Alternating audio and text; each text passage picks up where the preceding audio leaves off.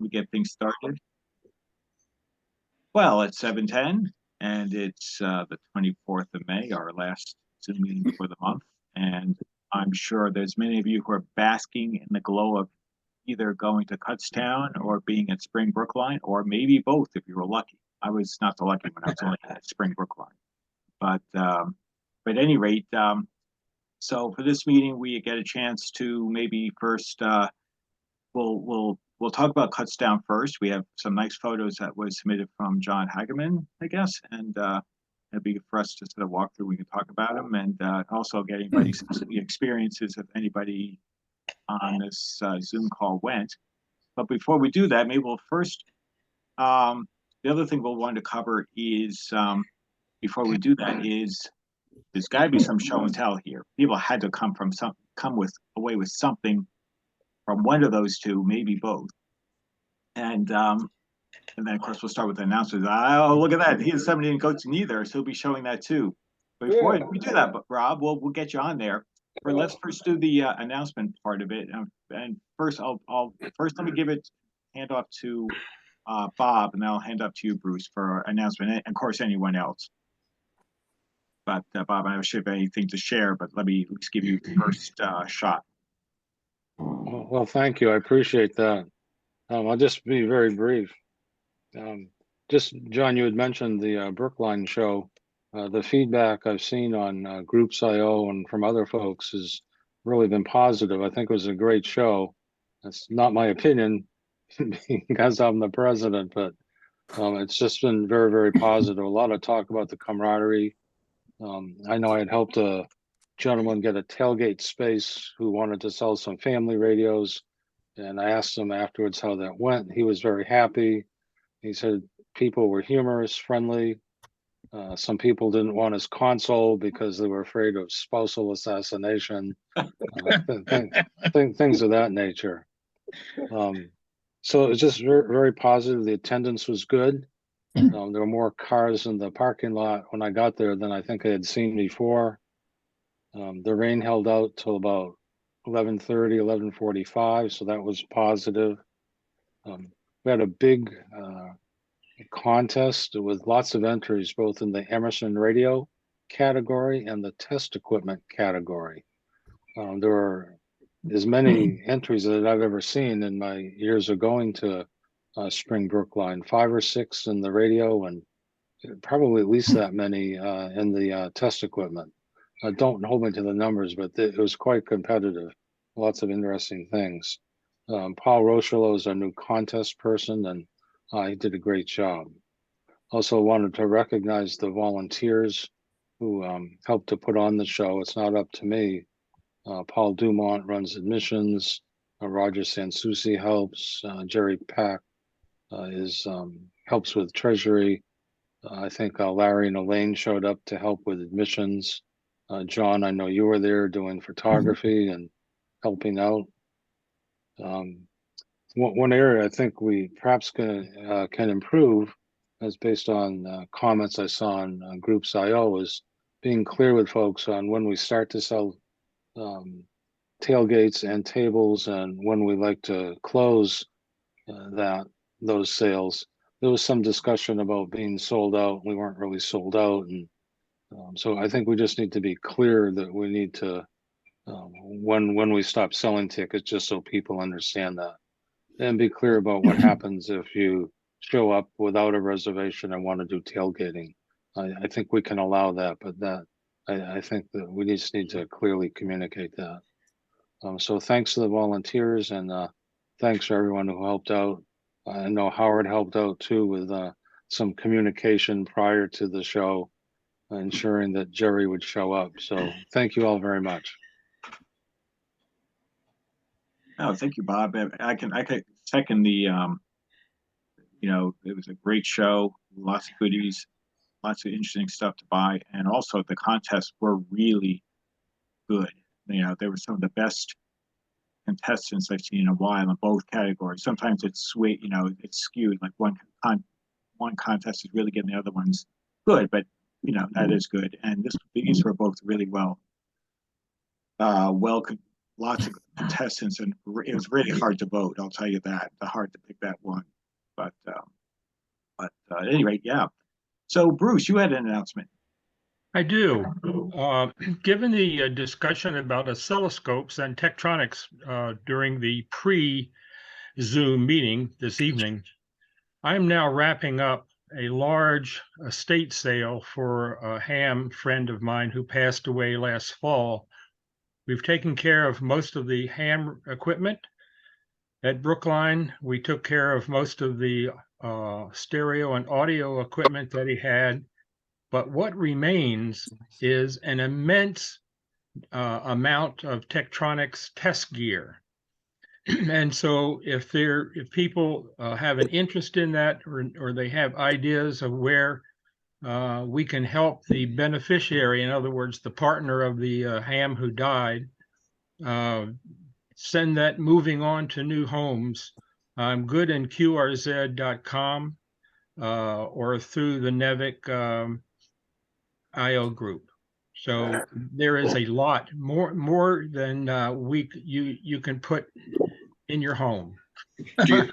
Except for maybe the guy down in Lee, Massachusetts. Do you have pictures? You know, I can see some pictures and get them. I do not have them at hand. It's scattered everywhere in different rooms and piled in stacks and all of that. So Hugh, I can try to do that. All right, or put your email in the text maybe in the chat. Yeah, I will do that. Okay, thanks. Thanks. Thank you, John. Oh, thank you, Bruce. No, Hey, John. we can help Bruce find some homes for these items. So we'll have to spread the word. John? Oh yeah, of course, Howard. No, I just wanted to, I was lucky enough to go to both Kutztown and Brookline, both wonderful shows. And everything Bob said was very accurate about this. This was a great show. But I also want to add that we were invited to Merrill Bancroft's house afterwards. This was kind of like a kind of nostalgic thing, kind of like going to John Terry's house after the old shows in Westford. And I'll tell you, the radios were wonderful. He has them displayed in a great fashion, but the trip to his house was worth it alone for the vintage advertising and ephemera that he had displayed. Things that you never get to see, 2.5 foot tall tube boxes as advertisements, a Philco banner that I would say is about 6 feet by 12 feet, maybe even bigger. Some really phenomenal things that you just don't get to see, memorabilia pieces, large lighted signs, and so forth. So I just wanted to add that on. That was just a perk to this show that made it absolutely wonderful. And like Bob said, the show all in all was great. It was really a wonderful show. So thank you. Thanks, Howard. In fact, actually, regrettably, I missed going to Merrill's house because I had to get home. However, he did send an email saying he might do it again. So I did reach out and say, count me in because I will find a way to get up there. And what I would do is take lots of photographs. So we'll have a great Zoom topic that might, from judging what I've heard, could span a good couple of meetings without a problem, judging from the quantity and quality of the stuff he has. I mean, if you ever see his table, he doesn't bring a lot of items, but they are unusual and rare things he'll bring out there for sale. It's not your typical radiola or something. It'll be some unusual brand manufacturer. So it sounds like it's well worth attending. So I've got to make sure I make it next time around. May I say something here? I was just at Merrill's house this afternoon today, and I came back and I saw all the advertising and the radios, and he is interested in having pictures taken of all his radios. And I'm the editor for the AWA Review, and I could put some of those in each year to fill up space, some of his collection. That's my thought. Perhaps some 15 or 20, 30 radios. So it's my intent to go back there with a good camera and take a picture of every radio, which means it's more than one trip, I'm sure. Okay, that's all I had. Oh, that's great. Well, hey, if you get there first, Tim, and you want to do do a presentation for us, that would be great too. If you want to share your screen and go through the photos, we would like that too. We can have a meeting sooner than later when in case Merrill Okay. can't get to it right away. It'd be Okay. great. Super. Any other announcements? All right. All right. Well, then I guess the next part is to the sort of the show and tell of anything you might have bought, anything you might have, even if you didn't go to any of the shows and you ended up coming home with something or an ongoing project, any of those, all of those and more fall under that category. So does anyone have anything they'd like to show from all the recent shows and activity? Yard sale? Well, hey, Rob, everything, if that easily qualifies. So Yeah, well- let's see here. I just stopped at a yard sale and I got this for $3. Hey, And I just tacked Full of on a Is that- filter cap and it plays okay. Probably needs more work. It still needs to be, it looks good, but then when you look close, it's not so good, But anyways, just a good find. Just lucky. Hmm. Just hey, lucky. $3. Yeah, $3. You can't complain with that. It looks pretty good from this view there. Yeah, it does show its age a little bit. I'm not sure what I'm gonna do with it. $3, I couldn't pass it, that's why. And that's why my shelves are all getting filled. Well, that's Running out okay. of space. Great. Thanks there, Rob. Anybody else have anything to show? All I right. can share a quick screen. Yeah, go ahead. Let's see. Let's try this.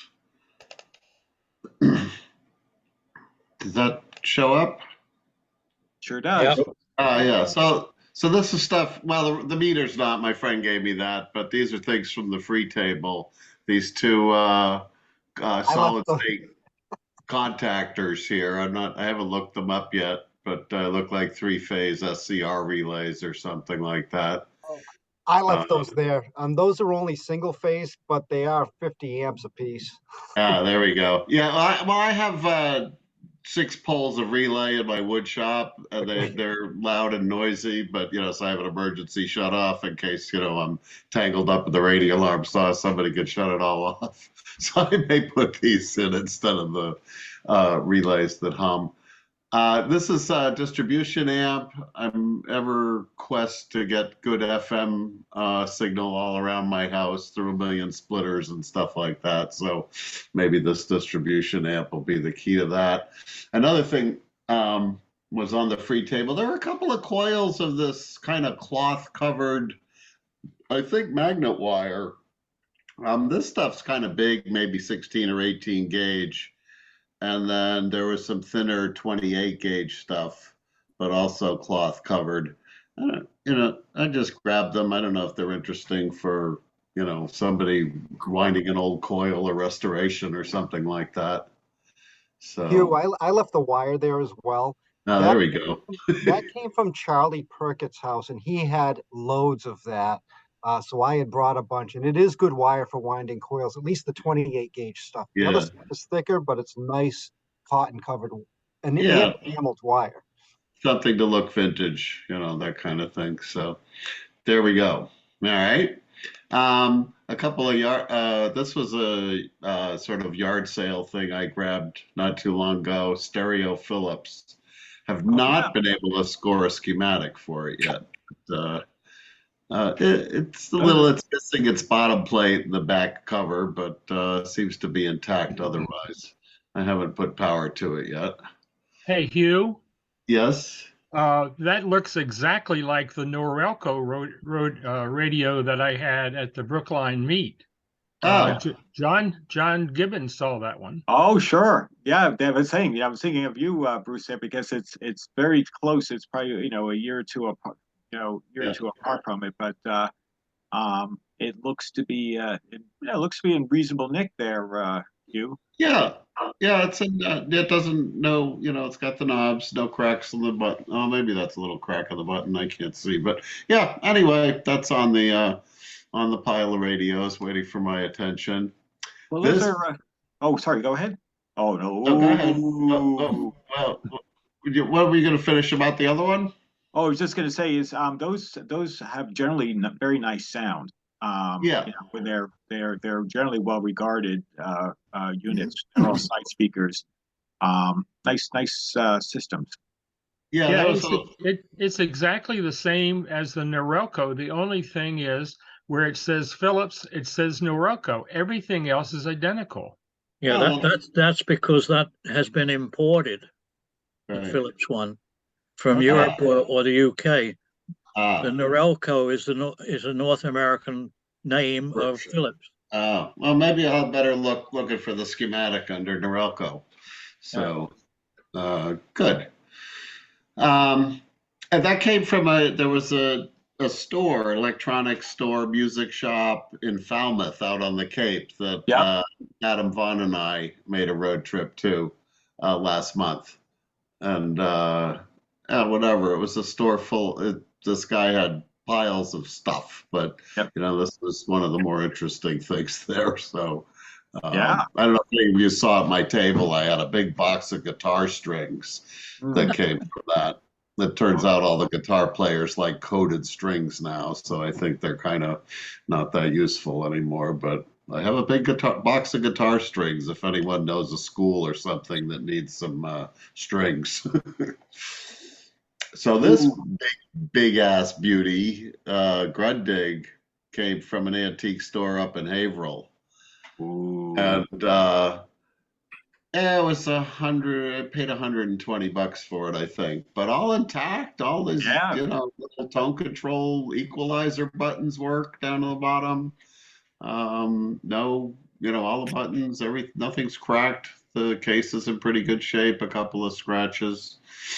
It was interesting. This guy had them on a shelf with, it was a shelving unit that had pins with the shelves hanging on it. And that shelf happened to be sitting on top of this radio, not on its pins. So when I went to pull it out, 4 of his vintage glasses, $3 a piece, went crashing to the floor. Oh no! So, I left him a 10 spot for half of those, but really he booby trapped his booth. So that's actually a pretty desirable radio. They has some good punch. I want to say that's 30. I forget the number. It might be 12 or maybe 12 to 14 tubes. It's got some punch. Yeah. And that's some of the last tube-driven Grundigs, pretty much, before I started going to solid states. That's probably like 60. That's probably around 65. This radio. All right. But this will deliver. I think if you get this running, and it's running well, your 125 will be money well spent. Yes, there we go. Well, congratulations. That's like cool. I almost bought one of those too, and I didn't. I ended up selling something else. Yeah. There was when I walked into the parking lot at Brookline on Saturday, there was a big Nord radio, maybe of the same size as this, with a $10 price tag on it. That'd be me. That would be. You got it? You bought it? No, I sold it. I decided to be. You sold it. I put the $10. It was mine. I decided to give somebody a good deal and find a home for it. It looked like it went. I don't know who came away with it, but yeah, I don't know either. I mean, I would have grabbed it, but the folks were waiting for the 7:30, start of sale time, and somebody was already in line in front of me. That was fine. I have enough radios to work on. Yeah, I just said, you know what? These 2 radios, it's better if they find a home. Right. That's right. You did well. You did very well. Some random solid state stuff that I've, a mini disc player, a Kenwood amplifier, a couple of receivers down here. This is the kind of stuff I get tired of looking at, and I drag it all down to MIT and put a price tag on the whole thing and just let it go. Yeah. Because there's more fun things to restore. Actually, a bunch of this is working, so Fred's looking for a stereo. There's a couple more things. This my friend's son had this guitar amp. It's got a pair of 6BQ5 outputs and a paper cone 8-inch speaker. The guitar guys love this old, paper cone tube stuff. I have friends that just love it. So I'll see about restoring this and either sell it or give it away or something. If I sell it, I'll give the kid the money from it that gave it to me. So he's a starving actor in New York City. So Sure. there you go. This is a Seaton subwoofer, a German, which is pretty well regarded speaker system. The guy who sold it to me, it was a yard sale-y kind of antique store place in Leominster. Said it worked. It doesn't. But there you go. Something else to fix. Still unusual. And then a 500 volt constant current or voltage power supply up here. So something showed up from a store in Lowell. All right. I think I'm done. Well, that's quite an eclectic acquisitions you've gotten there, Hugh. Actually, one more. One more. At the show in Wyndham, somebody had an old Hamilton Beach mixer that I bought for $20. It was kind of a ratty bass and whatnot, but I re-greased the motor bearings and ordered some brushes from the mixer man out in Missouri somewhere and got it working, and it actually makes these great fraps. It's the old school thing with a stainless cup with the switch when you push the cup up into it. And then I was at Bridfield and I saw this one. It was the end of the day. It was there from 7 o'clock till 6 at night. And I wasn't thinking straight. And I saw this and I said, gee, that's a nice bass, rather than trying to get mine re-enameled for what would probably be $250, which isn't going to happen. But I said, I'll bring this bass home and swap it. Turns out slightly different model. So anyway, I'll go through the restore on this, just greasing the bearings. I had to turn down the commutator down there on the bottom, was a little ratty, but otherwise seems like it'll go back together. Put a grounded power cord on it so nobody buzzes off. I drilled and tapped a couple holes for a strain relief and a ground lug. You can see them there on the base. Oh. So. Wow, nice job. All right, that's in the eclectic category. So I think that's, those are some hands. I was taking the paint off for a clock. Oh, okay. That's paint remover, disgusting there. And there's the poor Benz coming back from Vermont. Oh, that's a sad story. That was painful. All right, I'm gonna unshare. Where's that button here? Here, I'll get it for you. Okay, fine. Hey, thank you, Hugh. That was quite a show, and a sad ending with your Mercedes being towed home. Yeah, right. $400, $450 for that tow. But anyway, it's 2 hours at the dealer that I don't have to spend. I can do myself. All right. Oh, cool. So, anyone else have anything to show that they recently acquired? There we go. Hey, Russ. Hey, John. Hey, everybody. Most of what I purchased, I can't show because I can't really pick it up very well. I picked up 2 boat anchors. Nice. And also the guy threw in a Viking Johnson one. Not sure what to do with that. And I picked this up from Hugh. I don't know if people can see that or not. Oh, very nice. Yeah. That's where the military oscilloscope went. Yeah, and I guess I missed the scope discussion at the beginning. Actually, Hugh, I have a question for you. You mentioned the antique store in Haverhill, and I was wondering which that was. It's on River Street. There's 2 of them there. There's one, if you get off 495 for River Street. Vintage View? Yes, Vintage View. Yeah. That's the name. That's the first one. And then a little farther up on the right is a big furniture, multi-floor warehouse with furniture, not too much electronic stuff in there. Okay. But Yeah, I visit Vintage View every now and then. Haven't been there in a while. yeah, nice woman running the place. She's got a little yard sale flea market thing coming up on her Facebook page if you went and checked her out. So, yeah. Okay, good. Thanks. I got a couple of things that were kind of fun. Howard Mariotti had 4 game cameras on his table, and they were just sitting there, and he wanted $20 for all 4 of them.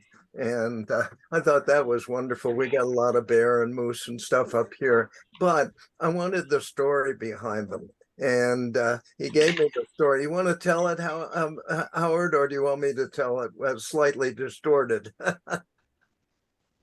But you're muted. Okay. So this is what happened.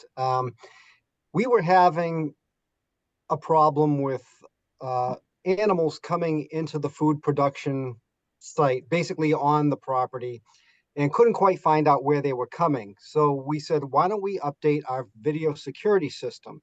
They called headquarters down in Texas. They said, hold on, wait a second. We are trying to standardize the video security at every Frito-Lay site in America, so don't do anything yet. But we had an audit coming up, like an FDA type thing, and said, we got to figure out where these things are coming in. So they went out and bought a pile of these game cameras and just set them up in different areas where we thought we could figure out where these raccoons were coming in. Finally, we saw one on the game camera. We moved all the game cameras to that one area and figured out how this raccoon was getting under a fence. And really it was simple, but you couldn't tell if you didn't actually go there to see how this thing was mushing itself to get underneath the fence. One added benefit from it, we did find an employee that was punching in and kind of just going to sleep back out in his car. So we talked to him as well. So that's how we got them. We eventually got a full-fledged security system here that cost well over $100,000. So at the end of the day, they were taking those down, and I said, "What are we doing with these?" And my boss said, "Just get them out of here." Okay. That was Howard, and those are lovely little game cameras. They're small and relatively modern compared to my one. Another fun thing, couple of fun things on the free table. There was some really fine wire there, both some solid telephone wire, which is always handy for hookups, and some really nice cotton covered enameled wire, which is great for all sorts of uses. I found that was great, but maybe someone spotted this. I was really stupid. I took a look at the free table, and I saw on the end toward the entrance, there was a nice looking ICOM 2-meter mobile rig. And right next to it was a nice looking ICOM 440 megacycle mobile rig. And if I'd been thinking it, I was just so surprised to see them there. I wasn't thinking straight, so I turned away. And when I turned back, they were gone. Did anybody put them there? Did anybody get one? That was the best deal I've ever seen on the free table. No, I didn't even know they were there. Well, I missed it. It certainly is a good incentive to keep your eye on the free table. I see a lot of people do. You just sort of make a casual wander by about every 3 seconds. Yeah, that's regrettably I hardly got over there this time. But it seemed like most of the things went. I don't think we had much residual. Is that right, Larry? We didn't get stuck with anything, did you? I'd ask Bob. I wasn't there at the very end, but when I left, there was only like 1 or 2 small items on the table. I took home, there were a couple, it started raining out, there were a couple boxes with just some miscellaneous old car speakers and some wire and stuff. I just tossed it in the back of my car and went. And they're still there. Howard. Thanks for doing that, Howard. At least it wasn't too obnoxious this time. I think people have generally gotten good about it, but not for the most part. But Did anybody get to Merrill's show and tell, or did you cover that already, John? I'm sorry, I got in late. No, that's okay. We covered it a little bit. Tim had said that he was just there, and he's planning to go back, and maybe if he may beat us to Merrill's next open house, and maybe he'll be able to present photos if he's planning to take a bunch of photos, if not of every radio. It may take him a long time, but we appreciate that, Tim, if you do that when you get around to it. Okay, I will. Elaine and I, Oh, sorry. Go ahead, Valerie. Elaine and I went over to Merrill's after the show, and Howard was there, Bob Harris was there, and one couple whose name I should know, but don't. That was the Sutherlands. I said Dave Sutherland, but I wasn't positive. Thank you. I was really sorry to miss it. I had to graduate a grandkid at Colby and had to leave at the very end of around noon or so. Very exciting exhibit from what I heard. Well, one way or another, I'll have to make sure we'll have to try and take advantage of this next invite. Anyone have anything else? Anyone else want to show anything? I'll show you a couple Kutztown things. Yeah, sure. That's absolutely on the agenda. Go ahead. Okay, just real quick. So I just had to get this direction finder thing. Can everybody see that? Yeah. Beautiful. Yeah. Why? Well, it has a magic eye. You can see it right there. So I just had to get it. And look at that nice compass face type thing right there for getting your bearing. Yeah, I just had to get it. Why? Well, who knows? Another magic eye thing. I had to get this single-ended amplifier because it had the magic eye tubes. Starting to do some research on it. It was only advertised in September through November of 1955 and all the Popular Electronics and other magazines and stuff like that there, but very little other information about it. So I gotta do some recon on that one. And anyway, I just wanted to share those two things. There were some other things I got from Kutztown, couple radios and a bunch of parts. I'll say this, there are a couple things I do regret not getting. There were some nice pieces. I tended to walk out of first of all, I regret not paying somebody what they were asking for somebody because someone else come along and scooped it up.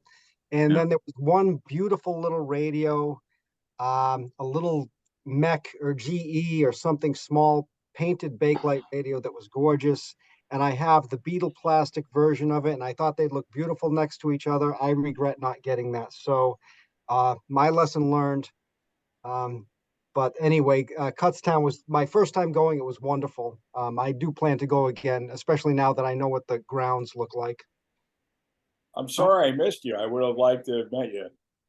So I thought we did. Away from the table. Maybe we did, but I'll see you again, I'm sure. Okay. Does anyone else have anything to show? And one other comment, and that is, I wonder how many of you saw and appreciated the absolutely incredible Digital Equipment Corporation computer display that was put up by Alan. Alan is building a museum of old computers, and he had a very, very unusual setup there in which one of the very first voice synthesizers was set up to actually speak. It was called a Deck Talk, and it was part of a Digital Equipment Corporation PDP-11 system. Digital Equipment Corporation was located in Maynard, Massachusetts, and very, very major player in the early personal mini computer field. And this was sort of their second iteration. Their first was PDP-8s, and this is a PDP-11 system. But it was a real pleasure to see, and very, very unusual. So eventually, we're going to have a nice computer museum to look at. He's in what was it? Hollis, I think it is, if I remember correctly. Oh, Hollis, New Hampshire? Yeah. Oh, that's next door. That's one town over. Yeah. Brookline. So it'll be fun. We'll stay in touch with him, and maybe he'll do a show and tell for those of us who appreciate this stuff. It was a real treat, and he went to extraordinary extent to set up this thing and make it work for us.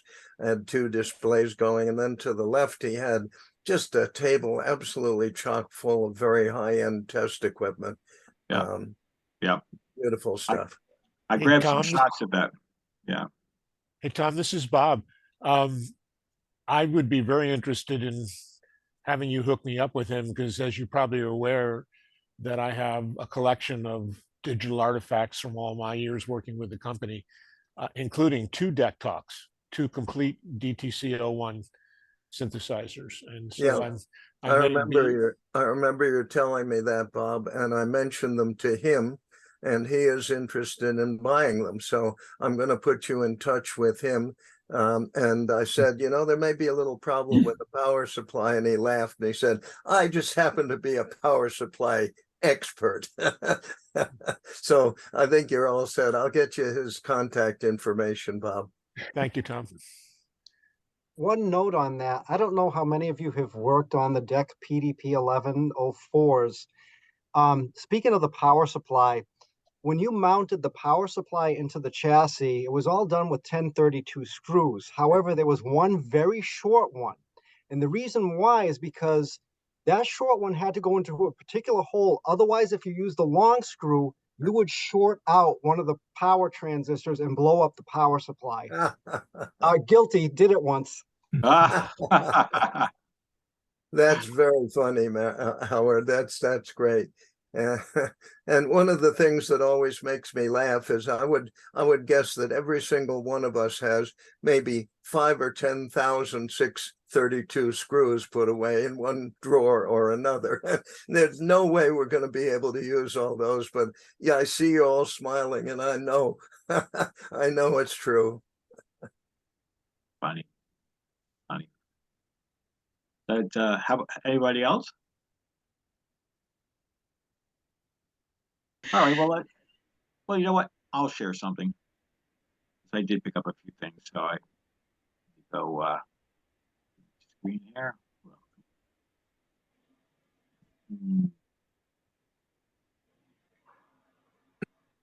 I picked up a few things.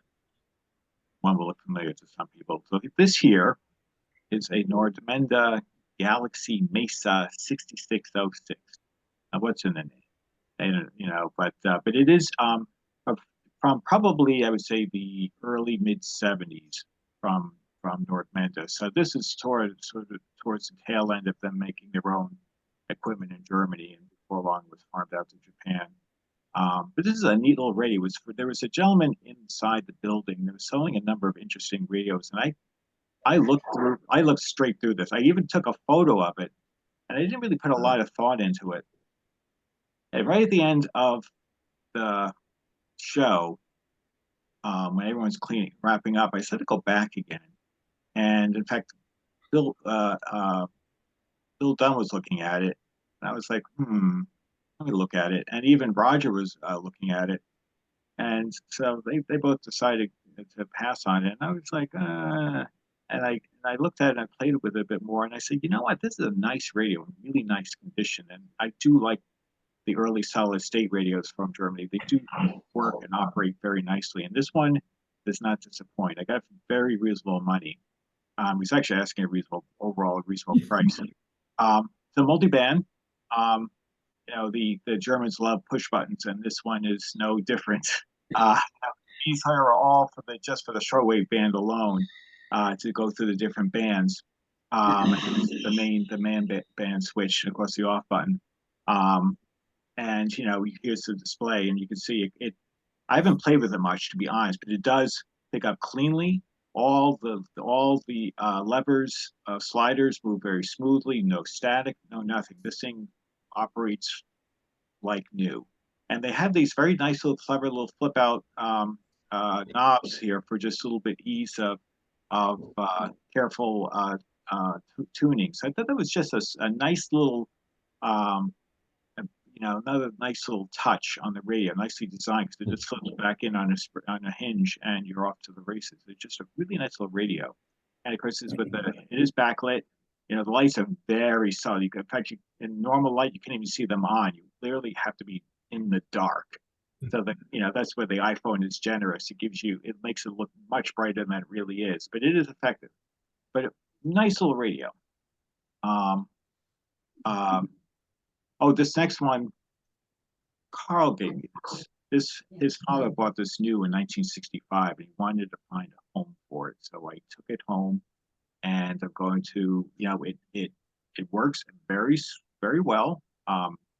Doesn't have any of the classic sounds of any, electronic needs, but it'll just need to go cleaning and going through and right now it's stuck. The FM switch seems to be a little bit reluctant to release, so I'll have to, work on it. It's on I'll start going through it, but nice. It's a nice midline 3-speaker Grundig, and of course anyone who's had a Grundig, especially this era, they are well known for their FM tuning. They're very good reception and sensitivity. It's a nice radio. So I'm really happy to take it home. And last but not least, one person knows what this is. The better picture. I bought this from Howard. Howard was selling this. It's the SS Tran AMT 3000, and AM transmitter. And I'd wanted one, and I was looking at Howard's table. I looked right past it the first time I went through the table, and then I happened to go back a second time and said, "Wait a minute, is this an SS Tran?" And I had to bring it home, and I set it up. I'm delighted. It's for my use case, it's perfect because most of my radios are in my office den area, so the reach won't be a problem. I've got a couple of radios upstairs, and they're all FM capable, and so that it doesn't matter whether it doesn't reach up there. So, all the great. It's a nice quality. I did all the adjustments, the modulation and compression. Everything just worked very nicely. Works great. In fact, just proof of the pudding. Here's my Telefunken Opus 6 playing AM. Of course, granted, the thing is only about 3 feet away, but you can see the EM80 Magic Eye is at full spread and receive beautifully. And I'm playing. I just connected my Fire tablet. I'm just playing Glenn Miller Orchestra through the system, and it's great. I cannot say enough. And thank you, Howard. I'm pleased I found it. Very glad I bought it from you. I'm grateful for that, John. I'm glad it works for you. That's great. So it's super. So yes, that was my pickup. I actually was pretty didn't come back as much as Hugh did. but I'm pretty happy. I got what I wanted. I never thought I'd be getting an SS Tran. I've looked on and off on eBay, but this one just happened to be can I share a quick story with you, John, about that? Of course. I own an SS Tran, and it's the model 5000. I don't know the difference between the 3000 and the 5000, other than it's maybe mine's 2000 more or something. I don't know, but I heard nothing but good things. I wanted to get one, and I actually bought one in Kutztown probably 8 or 9 years ago. They don't make them anymore. You just, so if you find one, that was actually a great purchase. So I was excited to find one. The only problem is I asked for a 3000 and they didn't have any. So they only had 5000s left. I think they had 2 left, and it was a little bit more money, but I didn't care. Okay, I'll buy it. I was, like any other Kutztown purchase. I mean, and by the way, I don't see him here tonight, but I did run into Carl at Kutztown, and it was great to meet him, and we kind of buddied around. But back to the story, I bring it home, and I'm going through all my Kutztown goodies that I brought home, and I open this up, and I'm like, oh, I want to try this. So I open it up, and there's like bags of parts here, a bag of parts there. It was a kit. I never knew it was a kit. Yeah. I remember when they had the website, you could buy it built or you could buy the kit, if I recall correctly. And I regret that I didn't jump on it a lot sooner, but I kind of, just kicked the can down the road. And then they went out of business. And I'm like, oh, great. And But I still have it. I break it out every now and then. I'll tell you what's amazing about this now. You know, you can go discuss the FCC Part 95 rules and regulations and can't go more than 100 milliwatts and all this.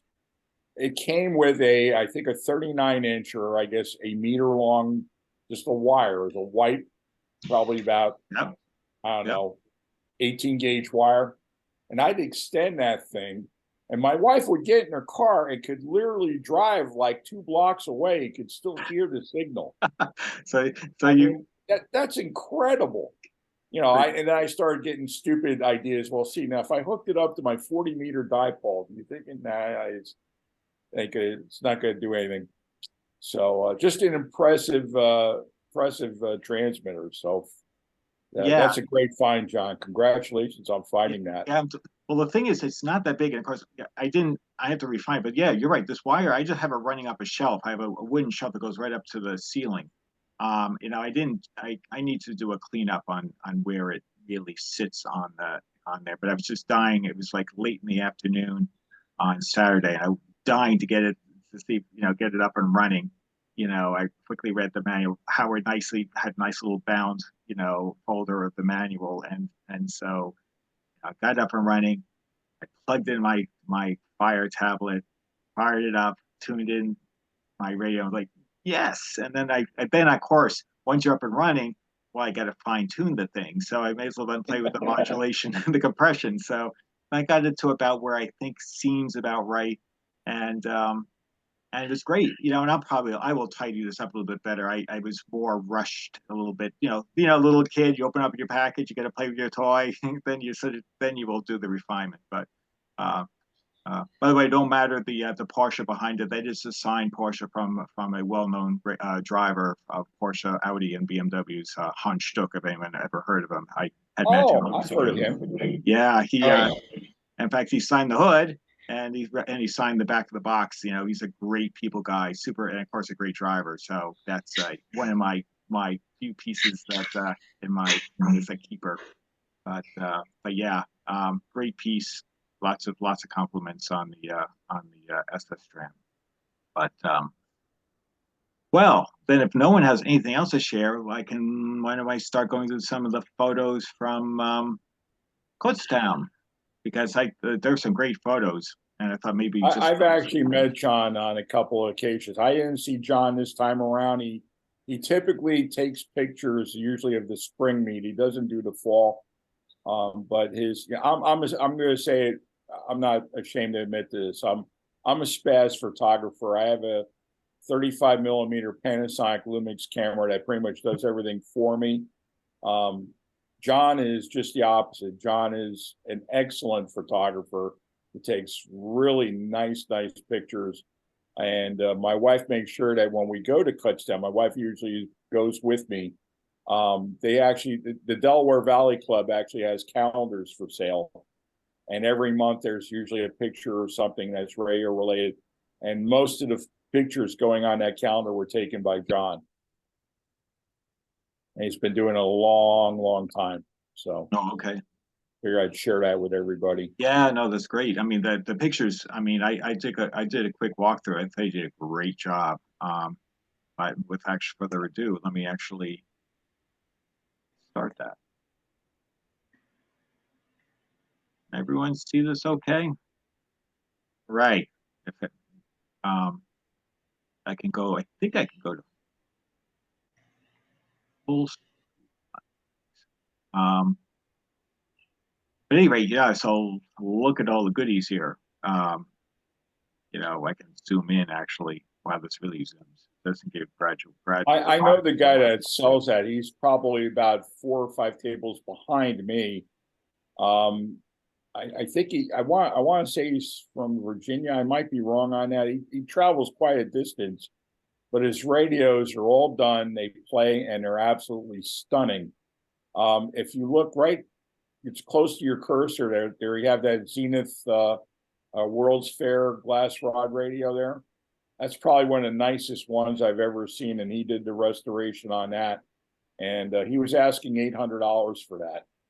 That was his asking price. But every one of his radios were You can see the lamp there. I mean, that was equally as nice. That Emerson that's there. I mean, all his radios are just like, I don't own one single radio that looks anywhere near as nice as his radios. They're beautiful. I mean, and Quality some, is there, but his price is also demanded. But people buy them. People spend the money. and some of these are there's certainly ones. I mean, I've seen it's Emerson before, but but like some of these you don't see that often. Like this first time I've seen this, I'm not even sure who makes this. Is it Silvertone or what is that? I can see on the corner there, on all the way to the left, on top of that box, is a Emerson Stradivarius, and he had an $1,100 number on that one. Wow. I saw his stuff. It was beautiful. I actually did a restore on one of them a long time ago, and the people that owned it, they actually came to a New Jersey Antique Radio Club repair clinic, and they had no idea that the radio was so valuable. And I told them, I said, your radio is worth several $100s, and their jaw dropped. Wow. Yeah, some really unusual pieces. I mean, I find this one particularly interesting. This one here. Is this a speaker? What is this? Well, that's the speaker corner for the radio. Okay. Oh, right. Sorry, now I see it. I'm looking through it. I didn't look into the corner. Yes. Beautiful pieces. Stuff looks like almost brand new. If you did the I think some people could say that it might be over restored, but they're still very nice. I mean, just the way he does everything. He likes things nice and clean and shiny, and some people like that. Yeah, no, for sure. I mean, sometimes people restore it so that it looks better than it left the factory. Oh yeah, and certainly the case with cars. Wow, impressive. Wide variety of vintage speakers. This is an interesting radio here. What happened there? I've seen that before. I forget what. I thought that was an Addison. Yeah, it's Addison. Unusual radio. Yes. I like the two-tone with the burgundy and even a little bit of the gold trim. I think that's gold. Yeah, it makes that radio pop, doesn't it? Sure does. It's really a nice looking radio.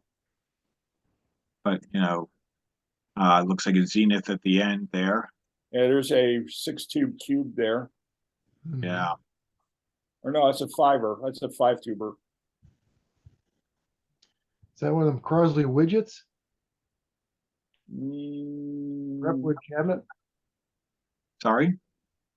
Right in the front there, John. The second one next to the horn. Is that one of those Crosley widgets with the Repwood cabinet? It's not the Buddy Boy. I think it's the widget.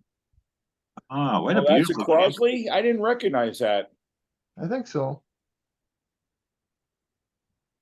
Look at that like price that's tag. 600. Yikes. That's 600 something. Yes. And this also looks like a vintage pastry. I don't know if anyone can identify that. That might have been left over from Thursday. I don't know. I think that's significantly less. It has perhaps it's evolved here. The upper part. But neat, really neat stuff. Oh, look at all this. I'm actually gonna head over to the whoops. There we go. Sorry, it's a little bit slow because it's not local. These pictures on my laptop is reaching out to the internet. So, but that's an interesting radio. This red, white, and blue. I'm not even sure who makes this. Anyone have an idea? I think that's one of those mirror tone or some manufacturer that does the glass thing, but I'm not sure. You'd have to zoom into that little logo, but I don't know if you can see it. Yeah, I think I'm at maximum ones. Yeah, mirror tone rings a bell. Unusual. Mercury Super 10. Wow. Look at this. It's beautiful. These spin too. Of course, we've seen these before, like the speakers from those. Oh, look at that. Is that a little silver tone up there? Yeah, it looks like it. Little mini ones. Neat stuff here. I mean,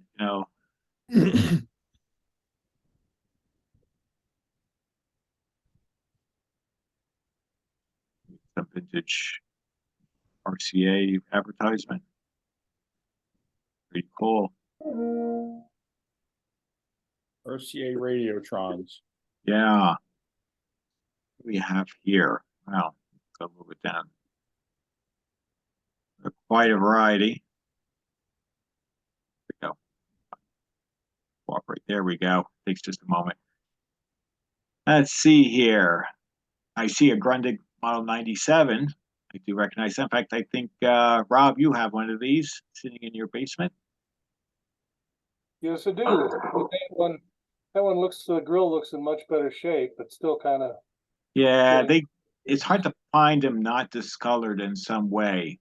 I've seen a bunch of these in the past, and this one is actually not in bad shape. Nice little radio. I've always liked the look of these. Kind of remind me, oddly enough, this radio is probably from the, circa 1960, but reminds me of the front end, the style of the face reminds me of around a 1960 Dodge Phoenix. It has, for some reason, it just sort of comes out of like America. It just sort of those kooky Virgil Exner designs. It just reminds me in some weird way. Yeah.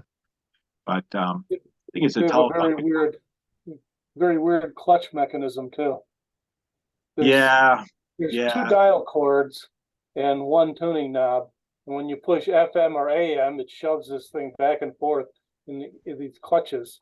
Yeah. It's just over-designed. Yeah. Works.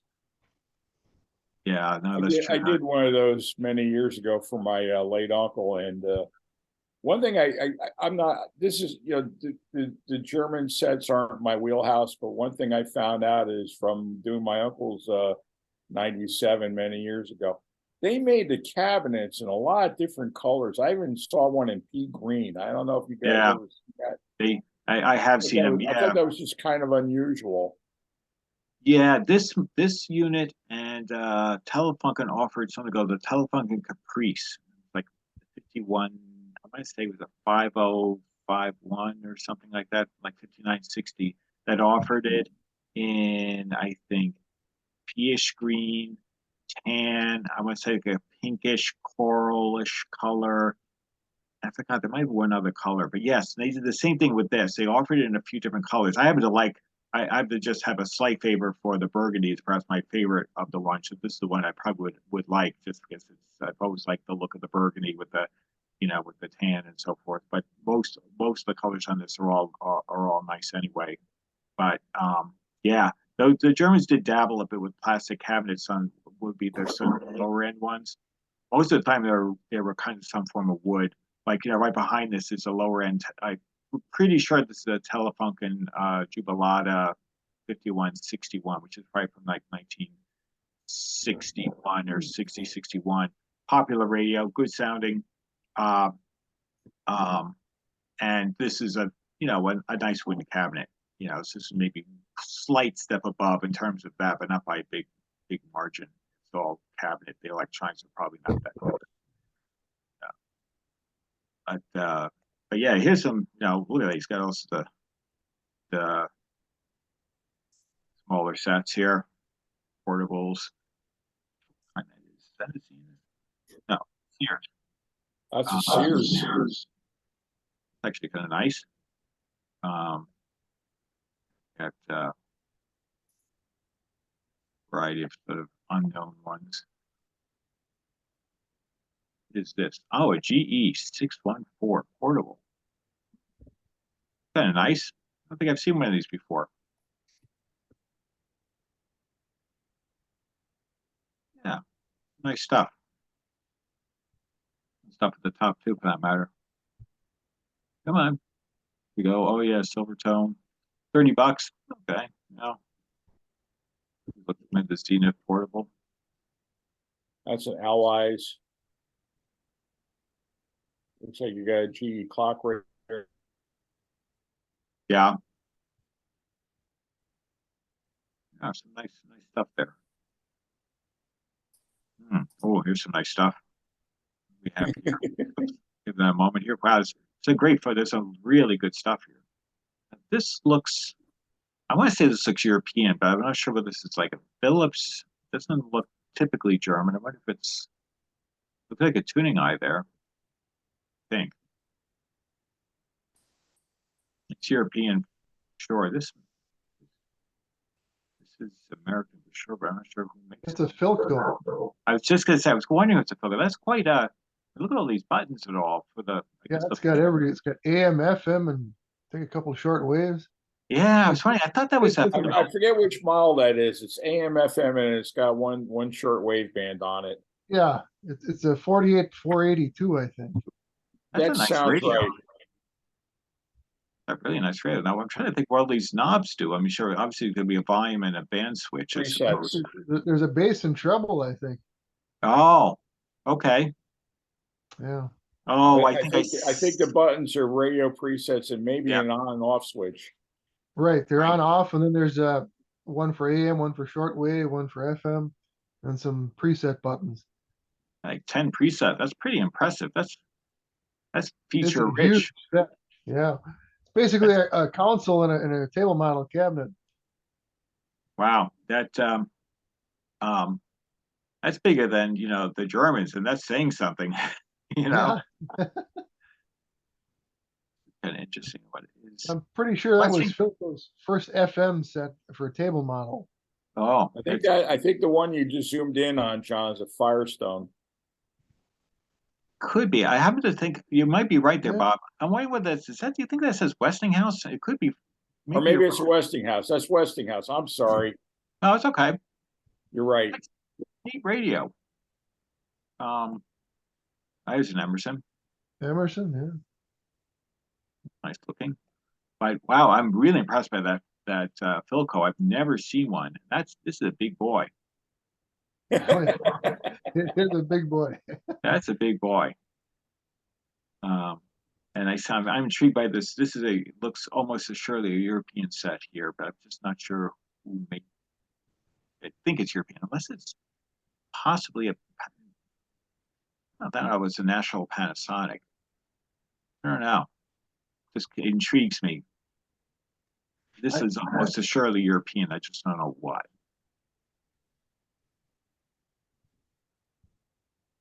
Sonora and the Silvertone.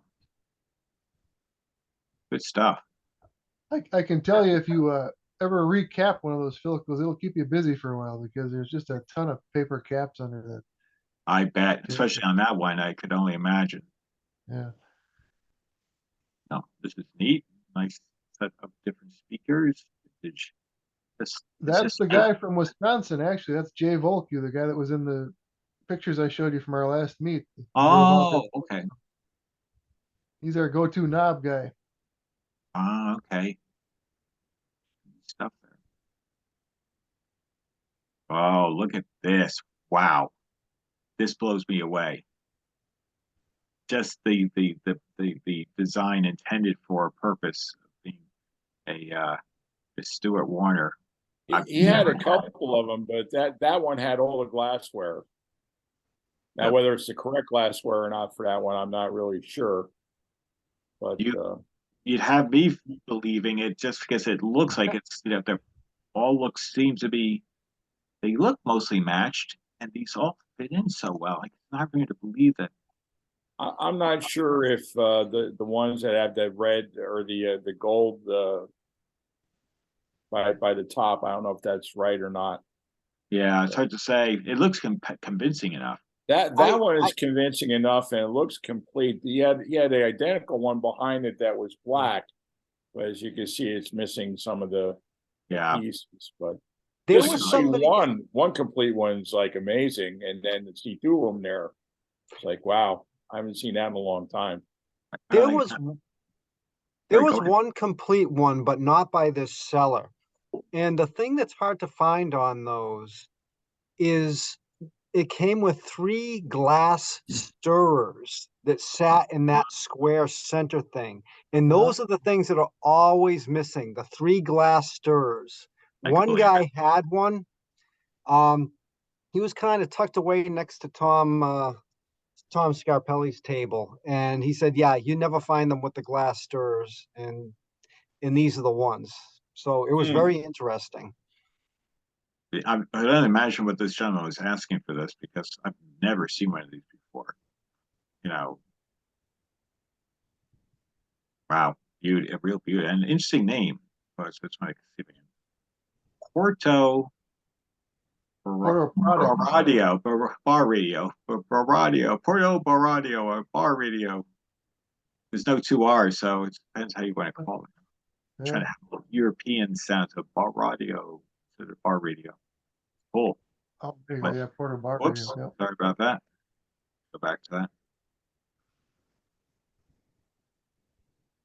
Wow, look at this. Some real beauty. So I'm just going to focus on the start from the right. Come on, baby. $700. I'm not even sure who makes this, but it's beautiful. Do they even have a clue who makes this?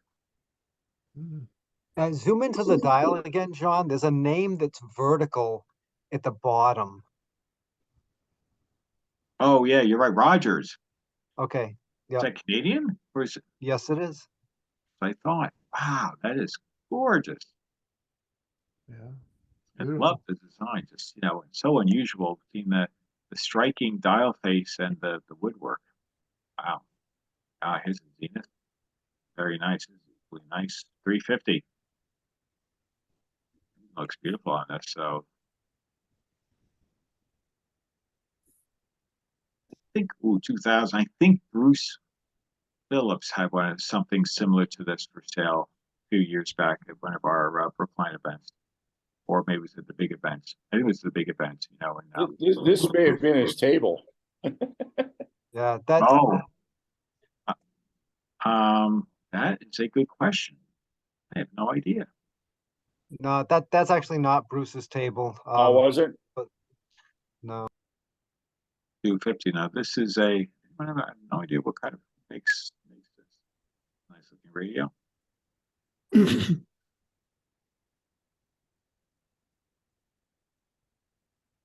Wow, nice, very nice.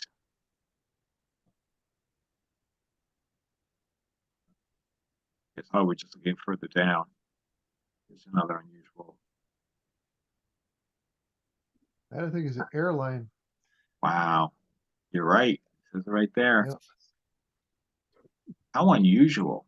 I've never seen one of these either. And what was he asking there? 125. Not that, is it working or not working? That's working. There's working on it. That's not a bad price. Yeah, that seems reasonable. Quite reasonable. I mean, that's a beautiful cabinet and all, really wonderful shape. Here. Crosley? Wondering, yeah, I've seen the same. Nice. They look like Crosley knobs and discussions. Yeah. Yeah. I'm guessing you're right. You're in some sort. Lafayette, I think. Nice. Those are great radios. They're actually made by Kenwood Trio. Oh, is that right? Yeah. This looks pretty complete. Looks like it's a headset, speaker. I'm not sure, but I think that's the correct speaker for that radio. That's usually you find them things without the speaker. Yeah.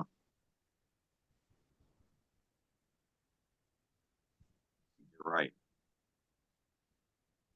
Oh my. Look at all the toys here. Boy, it makes me wish I had gone. A little bit of everything on this table. Yeah. Bendix. Oh, I remember seeing these. That portable. RCA. Go down here. Here's a Knight. Seems reasonably priced, roughly speaking. $40 doesn't seem too unreasonable. Not sure what this is. Simpsons. So that's definitely a nice device. There's a Heathkit down here. This might be an RCA or There's a Heathkit tuner there. Mono tuner. Yeah, this one here, yeah.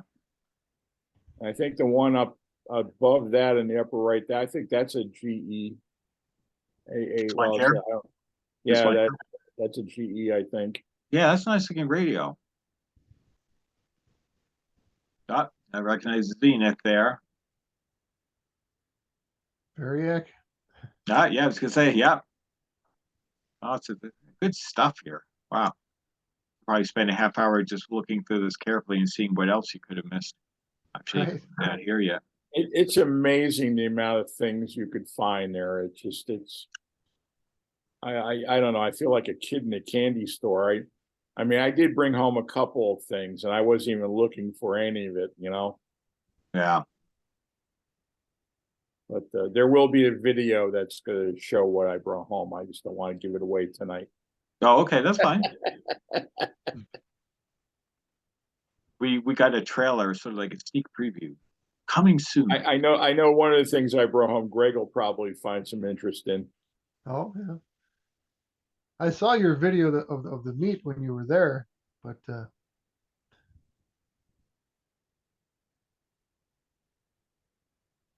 It's interesting. Columbia. wow. There we go. Yeah. Oh, it's a crank up. Yeah. Pretty cool. We got here. We got a sort of, is it a punch? I think what this is. It's got a couple of it's a dial string 3-dialer. Oh, right. Yeah, okay. Yeah, thanks. Okay. That's probably some homebrew. Here we go. A nice silver tone log cabin. Yeah. Yeah. There we go. Oh, yeah, that's pretty. I've always liked those. Very pretty radio. And up here, what do we have?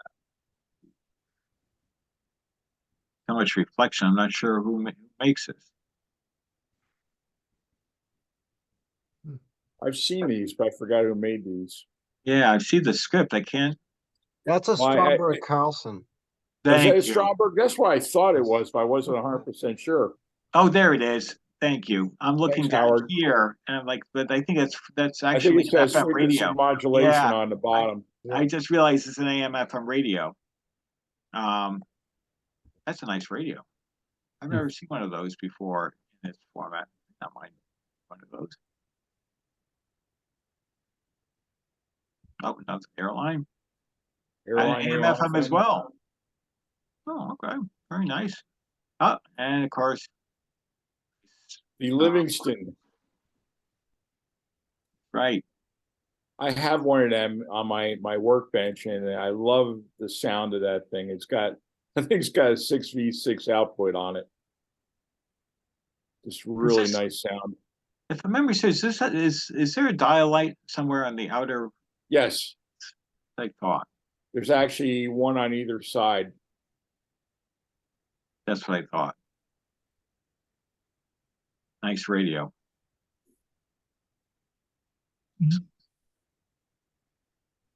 Oh, that's a transistor GE. Oh. You know, they made those radios in tube and transistor form, and unless you get up closer, you can't really tell. Or you open it up, you don't know which is which. I'll leave the shower and wash my hair and just read. Good idea. I forgot about the radio program, but I'm on now. Oh, good. What we got wow. here? Good stuff. That's an E.H. Scott. Scott. That's the Scott. Yeah. Somebody, it might have been the same guy, had a complete console. I forget if it was a 23 tube or what, but it was really beautiful and well kept. May have been this guy, may have been someone else. Oh, that's a big. That's got to have some heft to it. A lot of chassis. Look at that big tuning eye right in front of you. Wow. Nice peacock. Here.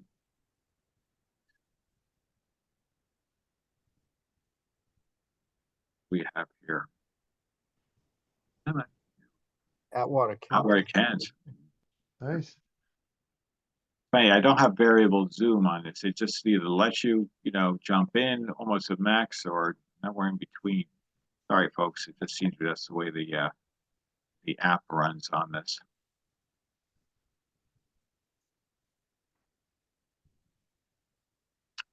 Let's see what we got here. It's okay. I have my ear sickness bag here. No problem. Stuart Warner. Silvertone. Yeah, Silvertone. Nice. Top here. Oh, a solar beam. That's a neat radio. I've seen one else before. Not sure what the other two are here, but nice. Is that a Chrome Arvin? That's a Silvertone, but made by Arvin. Oh. Yeah, that makes sense. Is it really chrome? I mean, it does look very shiny. Yeah. Oh, it is a Silvertone. Yeah, it is chrome, John. They did make them in chrome. I did not know that. It's got to be all polished out. It must be quite the radio. Quite catch the eye. It helps to reflect the signaling, getting to that fine 4-tube receiver. There you go. Right. You have to put a little more show for when you don't have a lot of go, right? That's it. This is interesting, this one here in the middle. Not sure who makes this. Unusual looking radio. Attractive, I'd say.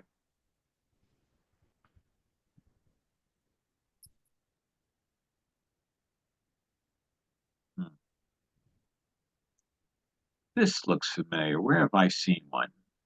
Howard, did you have something like this, or am I forgetting? Yeah, I do have one of those. That's an Emerson. It's a nice little set. TRF set. It displays very nicely. It has a very nice design. Yeah, that's what I remember, because I remember you had it on your table once for one of those.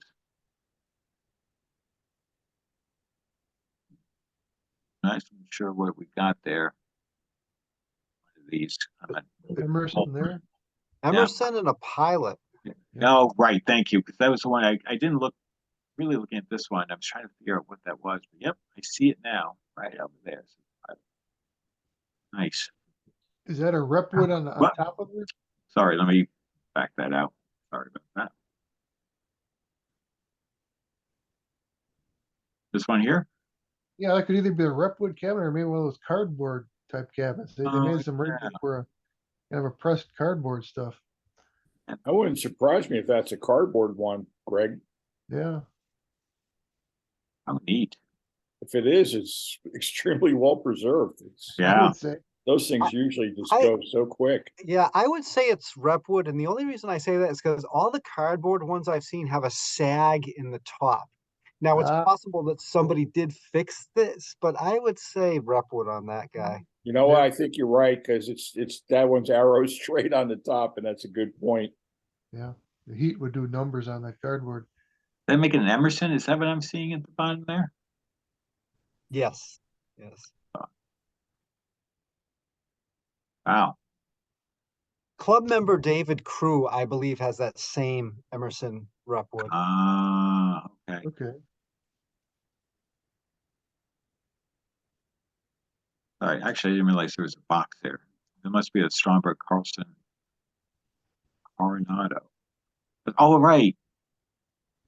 No, this box doesn't match. It must be just happen to be different. Cool box. Yeah, I know. The box caught my eye.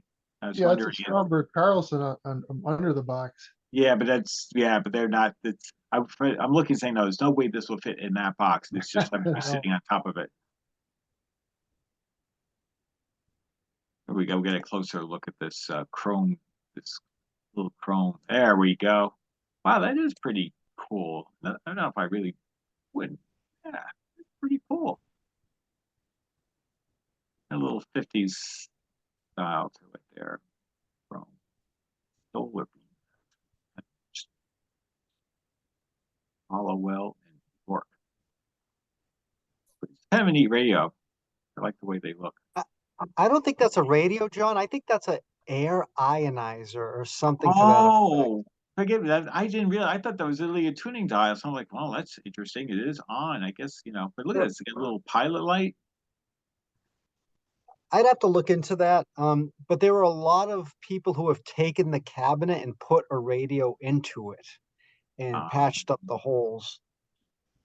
Maybe that's what confused me because It might be just because it's a Catalan, looks like a Catalan box is why it's out there. So it doesn't, there are Catalan collectors that don't care if it's a radio or not. So somebody might scoff that up. It's really quite nice. Nice style, something else.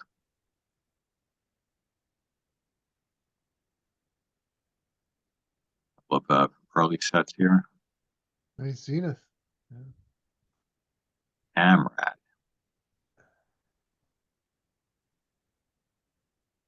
Federal here. Of course, the Zenith is Greg called out there.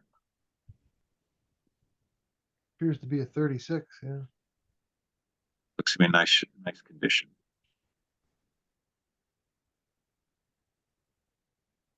Oh, big Philco there. Model 16. It looks like a similar. Look at this, almost the same radio. Looks like that we were talking Another one. about. Yeah. That looks in an even nicer shape. I mean, but I think someone has touched up that cabinet. It's real glossy there. yeah, Same radio though. yeah, that's sharp. Philco.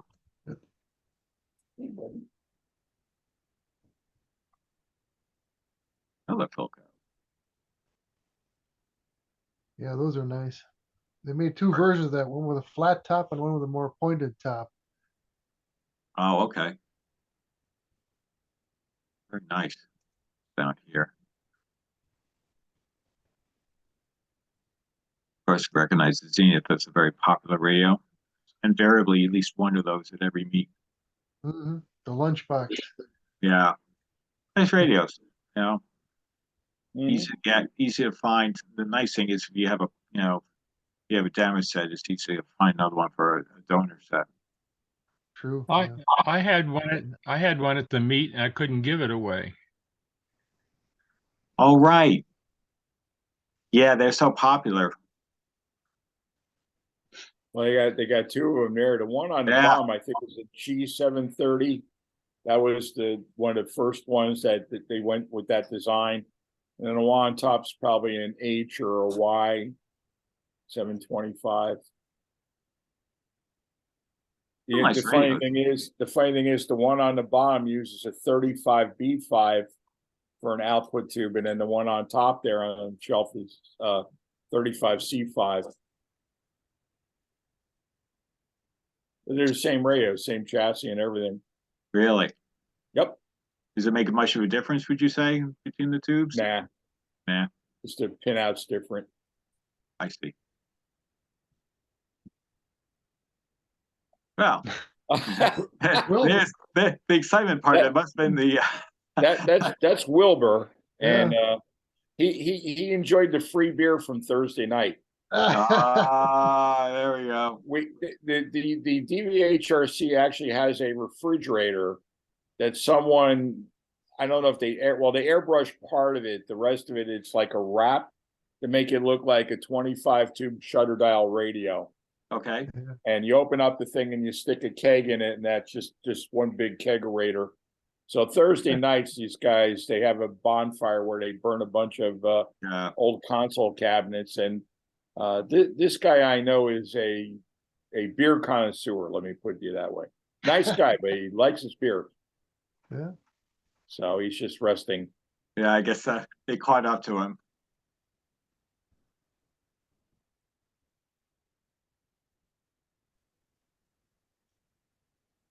Stuff on the tables here. Nice Catlin there. Yeah, sure is. That table had a lot of Catlin and they were very nice condition, all of them. He had some high-end stuff there. So neat clocks as well. Just looking at some of they much value. I remember these ones. I had something similar to this as a kid. That brings back memories that I've long forgotten about. Ada. Oh, yeah. I think that's the guy that had the GE or the little mech or whatever it was that I regret not buying. I'm not sure if that's the guy or not. No, that's not. The fellow in the middle there, sitting on the table, that's Jarrett Brown. He's the president of DVHRC. Okay, that is him. The little radio oh, yeah. to the little radio to the right of that butterscotch thing. Yeah, that was the one. Is he from like Kentucky or something? Or I don't know where the seller's from. I just recognize Jarrett in the picture. okay. So you're saying Howard? I see right there. There's a Sencor 2 tester.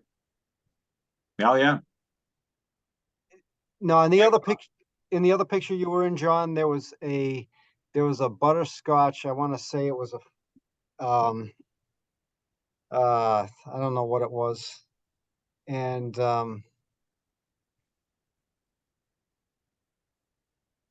yeah, there was a different picture there, and I saw the piece. Oh, okay. Go forward. The very next one, yeah. All right. That's neat. I'm looking at just the ad. Pretty cool. Oh, look at that clock. Art Deco. Beautiful. Wow.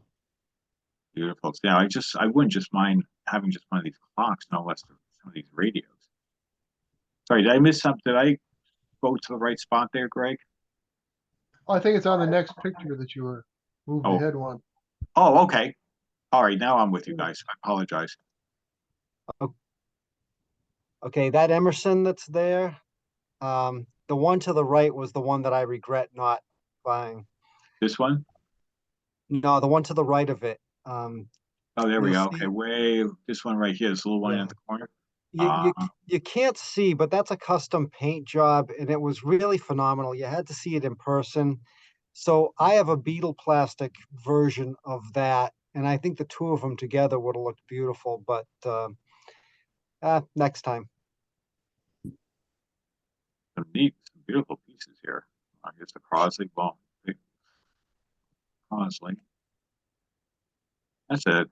I've seen these. I don't know if this is old or a retro, but I do like the lamp. It's it's a lamp. Dirigible lamp. I think it's a lamp, memory serves. First Or just a nice piece that's not a lamp. Yeah, I could be wrong there, but I'm looking for a cord. Was that a cord coming out the end? Yeah. There's a cord there. First I thought it was a bicycle seat. Oh, is that right? No, it's a fuselage. Yeah. Yeah. Yeah, I mean this is a like a dirigible or Okay. Sort of look. It's just cool looking. See what we got there. Is that a Grinnell? Could be. I believe so. Nice stuff here. Nice stuff. Nice higher there. I'm not sure who makes that, but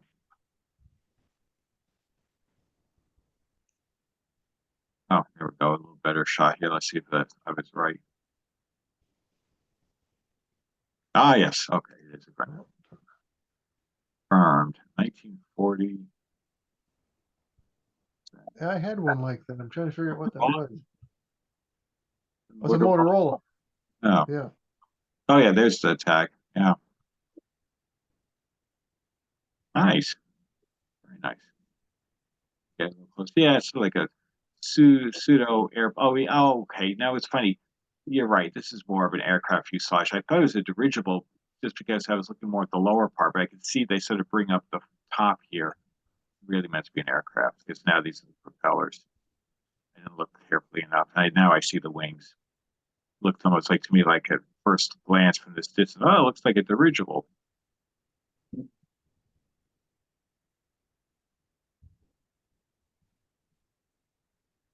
another look at the stuff there.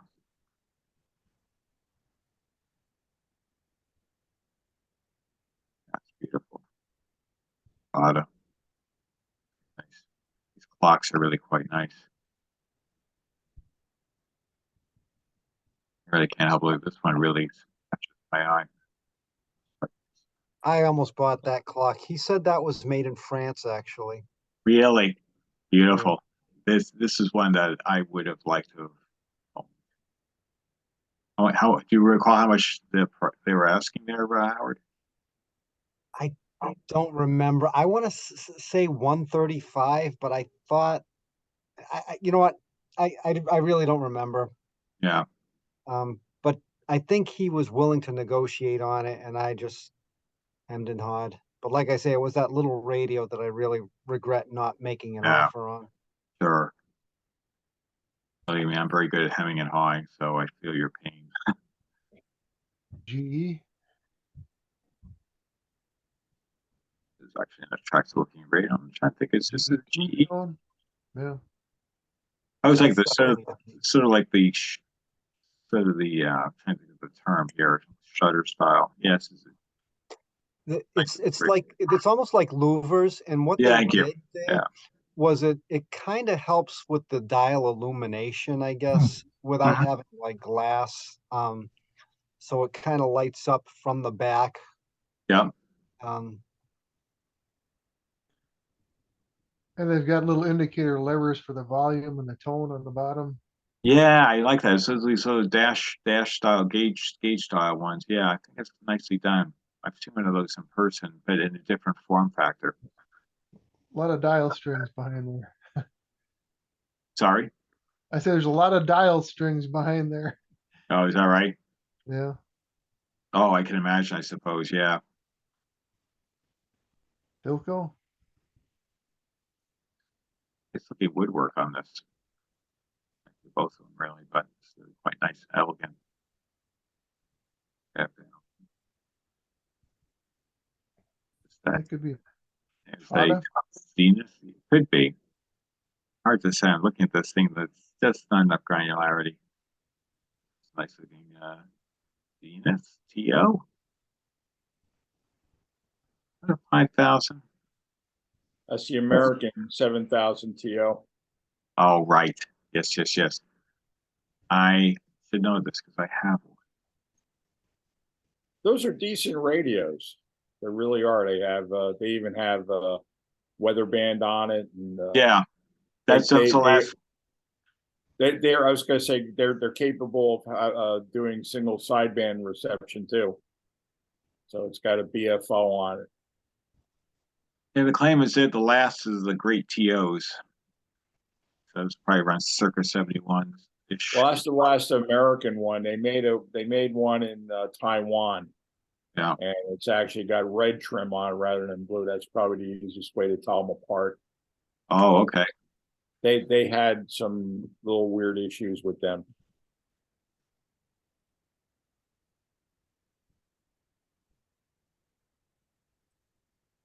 And they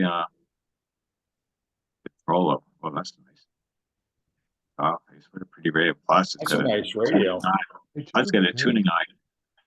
I vaguely remember Chris Thompson having one of our big meets having like something like this. That he does beautiful restorations, and he had something very similar to this, really pretty, lit up. He was playing it, really nice looking radio. Another Detroit one. Just now, Spartan, I think. The Spartan. Unusual radio, but very nice.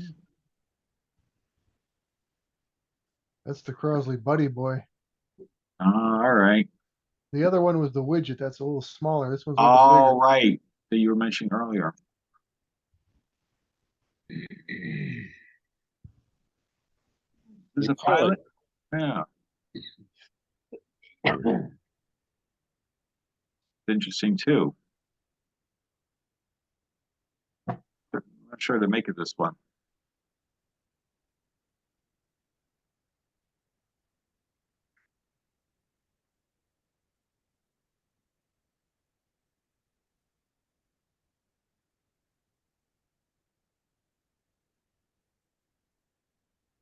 Must be pretty uncommon, 750.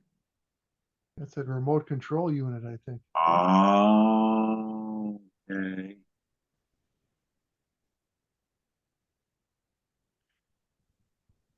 Not wireless. It's got a big long cord that you could stretch out across the room. I would imagine. Wow.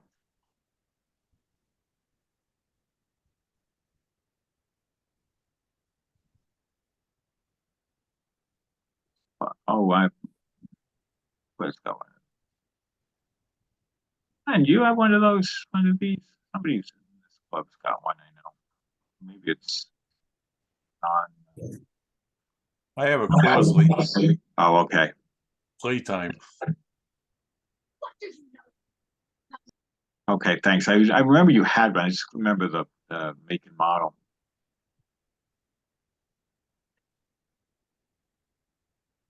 Lots of little things here.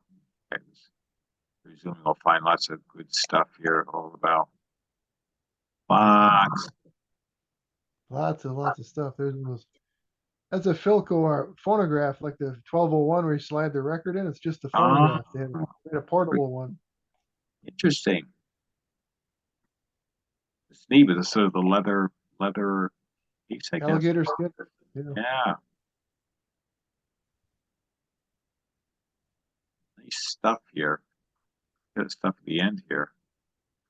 These are mostly clocks, I suppose, but a few radios up here. Neat.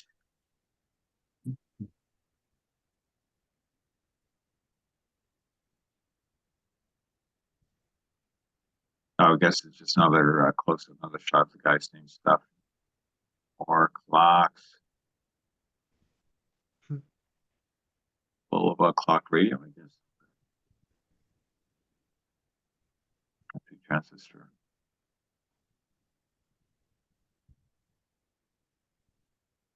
Nice shouldered Philco. Yeah. Very attractive. Nice game. Nice game radio.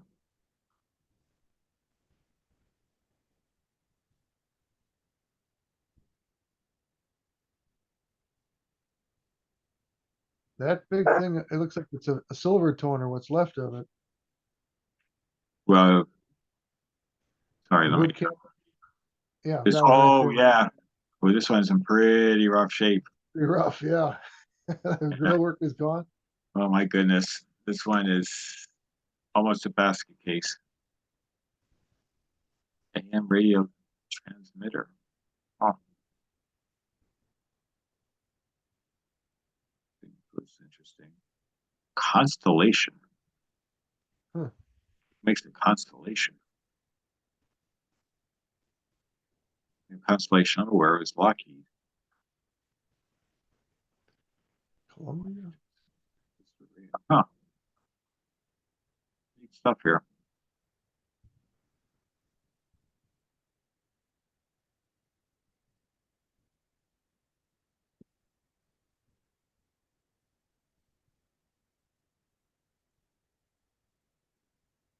A little bit of everything. Yeah, like some of the more newer stuff.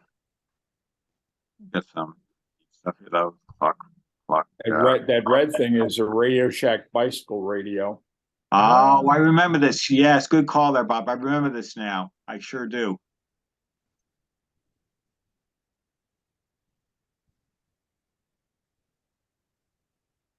GE back there. Yes. Good looking radio.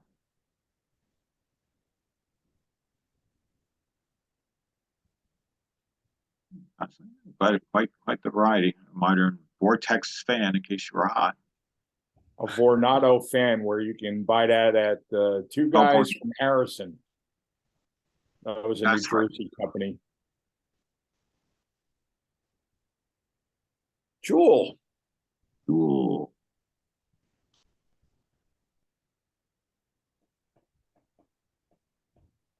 Portable something another. That's not ringing a bell. Yeah. There's an early pre-war Philco. Yes. 41 or 42. Yeah. With a good grill. With a good grill, yes. Hey John, that jewel right there, can you zoom in on the movement? The clock part. I just want to see what name is on that. If it says, I don't know if you can even read it. Yeah, unfortunately I'm at maximum on this. No worries. I don't think this is the telecron, because I'm used to the script, so this is somebody else's movement. Yeah, that's what I was looking for. I was just curious. Yeah, it could be wrong, but it just, telecron, as you know, has a very distinctive script. think this is not showing unless somehow it's sort of hidden up there, but I don't think so.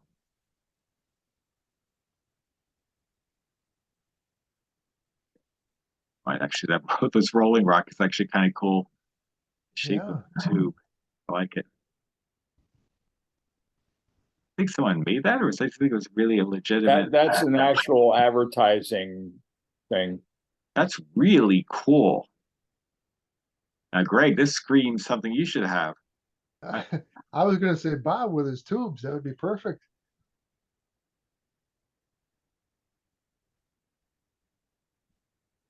Oh, is this older? This is not a retro, is it?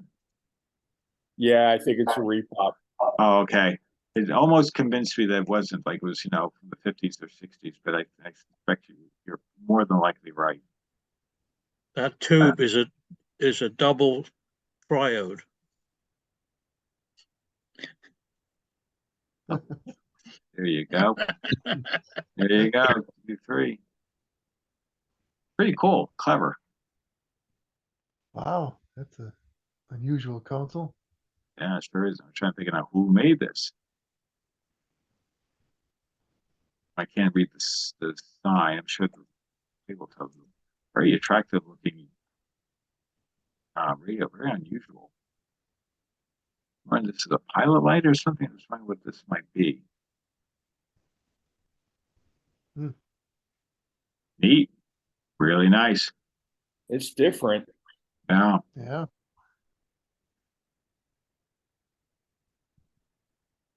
I think this picture. Oh, no. Okay. No, I thought we saw this before, but I don't think I saw these. No, it's an Atwater. Atwater 145, I think. Oh.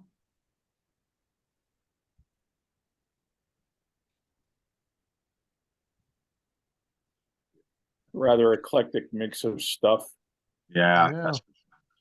It's got a lot of mics and got some early sets. I think that one thing is a crystal set. Yeah. That's my thinking.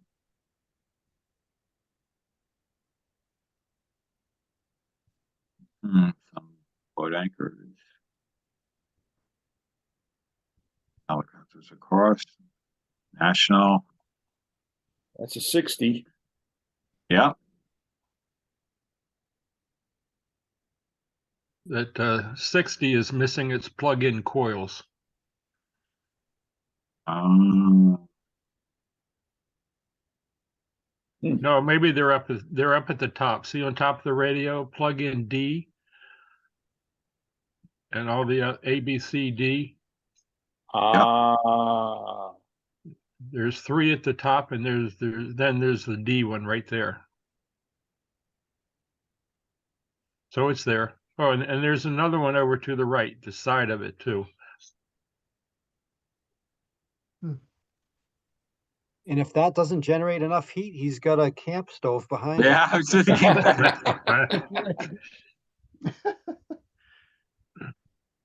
it's the little area of the ovens. That's more Jay's stuff. That's a guy who drove from Wisconsin out there. It's a Spartan. I can tell that for sure. Yeah. Oh, sled. Original or a reproduction? That was original. I do remember seeing that because Bruce's table was the one to the left of his. Okay. That was original.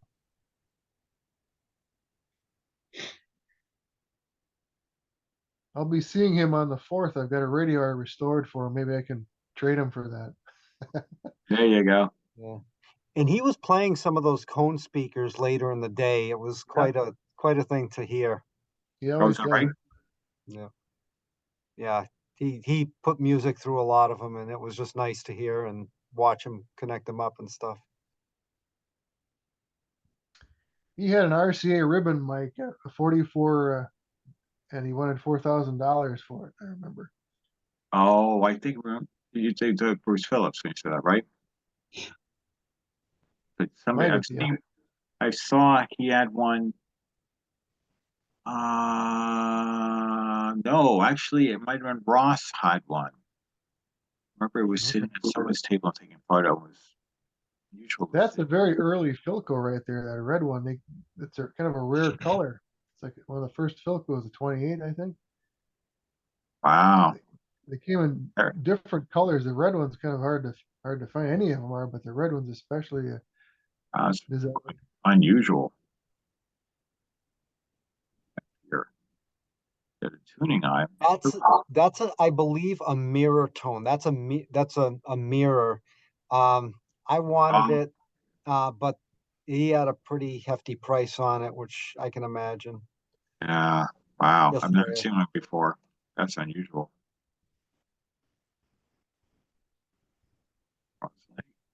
Little fiver. Fiver. Yeah. Not much of a cabinet design, but they really had a nice lighted dial on those. That backlit mirror dial looks really nice in it. Oh, is that right? I have the A-tube version of that, and every one of those mirror dial radios that Crossley made, you know, it's really funny. It's very attractive when it's lit up at night, but only on the broadcast band when you go to 700 kilohertz. Right above the numbers, it says WLW. So Powell Crossley wasn't shy about advertising his station. All right. Holy shit. Oh, look at here. That's an Emerson with an Ingram cabinet. There we the one here. Yes. Oh, that's pretty. Had one like that at one time. Pretty cabinet. Very attractive. Let's see what we got here. I think they call it the Big Strad. Oh, is that right? It kind of resembles Stradivarius violin shape. 3200. Response? That's going around the other side of that guy's table. You see the Zenith glass rod over there at the left. That's going around the other side of the guy that does the exceptional, fixing up of the stuff. Oh, okay. I like it. His name is Tom. I got his business card, but yes, that's everything right. has like a mirror finish. I mean, he does a pristine job. Wow. And yeah, while the prices might seem high, if you look at what you're getting, you can understand why. Good. Beautiful. Another Emerson. Wow. Yeah, beautiful work. I mean, it is impressive. It looks like you're buying a brand new unit. That might be the first table when we first started looking at pictures. Wasn't that the one Yeah. where they had the Yeah, right there. Yeah, I'm thinking the same thing there, Greg. I doubt that's a coincidence. Actually, if you look at this picture, can you go back? Yeah, absolutely will. I was going to just for edification. If anybody ever comes and okay, you look toward the upper right where you see that orange zip cord is coming down. You'll see a table with boxes on top. That's my table over there. Ah. But look for a Philco cabinet on the table with a scrolling marquee that says "Got Tubes," and that'll be me. Got it. Oh, look at all this long little mini radios. It's more his work right there. Wow, look at all this. An air pal. Wow, look at these. Some of these. The guy that I'll show. He uses automotive quality paint on this stuff. It's just amazing the radios that he paints. Look at the shine. I mean, you can see the reflection. I mean, look at this silver tone right here. I mean, this is just stunning. Is this a silver tone? Oh yeah, I think that was a silver tone. Yeah, it is. You know, you're absolutely right. Just I was having a little trouble reading the script. I only remember that from actually seeing it in person because I was like, wow, this is really nice.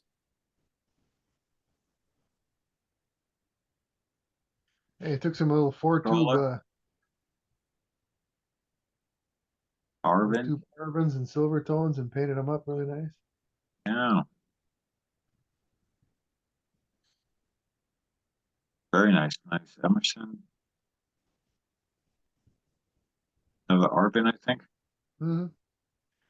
Yep. Those are kind of like what Bob said. They're nice to look at, but or maybe it was Howard who said that they're nice to look at, but they're more of a shelf Yeah. type of display unit because they don't really Right. play that well. With a Yeah. little bit of luck, you could get 8 to 10 stations on them. Yeah, right. Because there's really no gain. It's a 4-tube radio. Hmm. At one of the future Zoom meetings, I have a bunch of photos from a guy at the Arizona Antique Radio Club that has a bunch of these small size radios. He had quite an impressive collection. I think I've shown some before, but it had more that at least I don't recall seeing before. The really nice pieces, but probably right. Probably more eye candy than they are real ear candy. Look at this. Oh, there's a better picture of the $1,100 Strad. Yeah, that's the actual Strad. Oh, I guess beautiful. The funny thing is, the radio itself is an AA5. So you're basically paying a lot of money for a really cool looking cabinet. Yeah. No, you're right. The finish on his though, those ones there, and the one in back of it, there's another Emerson you see in back of it. Yes. The finish is just phenomenal. Yeah. He does magnificent work. It's amazing. Yeah. All his radios. They were beautiful. He had a radio last year or the year before, I don't remember. And he was explaining to me it had like 8 or 9 ballast tubes in it. Wow. It's unbelievable. If you come back, ask him about it. He'll tell you. That's one you never forget. Funny. Wow. Well, it's like most of those Catalan radios too. They're just AA5s and you're paying for the cabinet. Yeah. Yeah.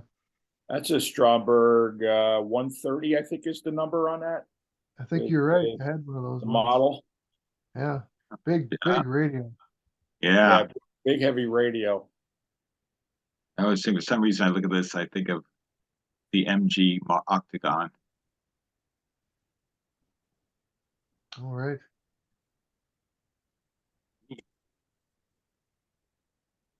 These guys, we just a couple of clicks past 9 o'clock. I wonder if I should let you guys go and either complete this at the next meeting, and of course we have plenty of photos from Spring Brookline to go through too. We will not be for lacking material, at least for the next meeting, and certainly for the next meeting, perhaps the meeting afterwards. Should I just pick this up where we left off at the next meeting, maybe?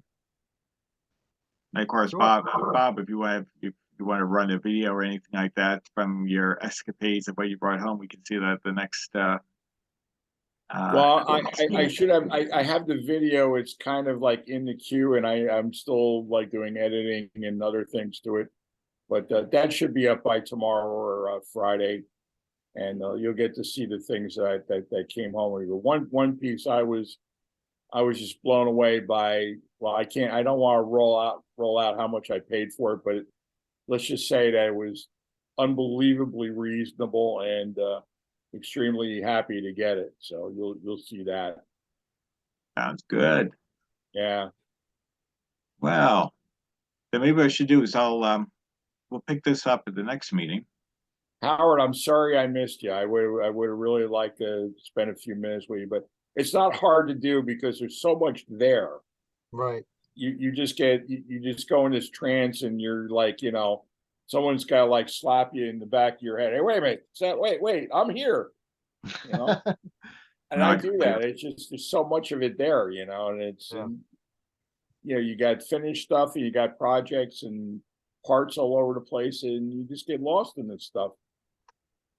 Oh, I could believe it. Just judging for those photos, that's, I mean, I struggle at Brookline. I mean, like I was saying, I looked right through Howard's SS tram because it was just, you look at all the different things, and it's a good thing I made a second pass, Well, I'm gonna reach out and give you a pat on the back for finding that, John. That was just a great find. That was, yeah, no, I'm very pleased. Every so often you score something that what you've been wanting. And I highly now I'm not an AM transmitter guy. I know just enough to be dangerous, but those are very, very good, in-house transmitters. It's better than the Talking House or any of these other ones that you could pick up. And if you ever get a hold of one or ask somebody that has one, they'll agree with me. It's just I just got lucky with mine. So yeah, I feel the the same only way. thing is I had to put mine together. Like I said, I didn't know it was a kid, so I got thrown by that.